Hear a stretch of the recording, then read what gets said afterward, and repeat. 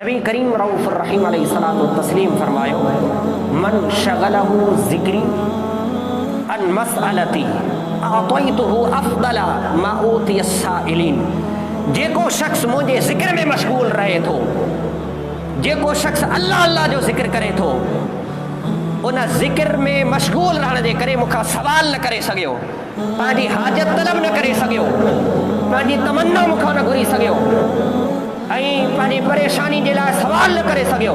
दौलत जे लाइ सवाल न करे सघियो, मिल्कियत जे लाइ सवाल न करे सघियो, बसि उहो मुंहिंजो ज़िक्र कंदो रहियो। ख़ालिक़ काइनात फरमाईंदो, अतयतुहु अफ़दल मा ऊतिय ज़िक्र ऊतिय साइलिन। ॿियो शख़्स जेको मूंखां सवाल कंदो रहे थो,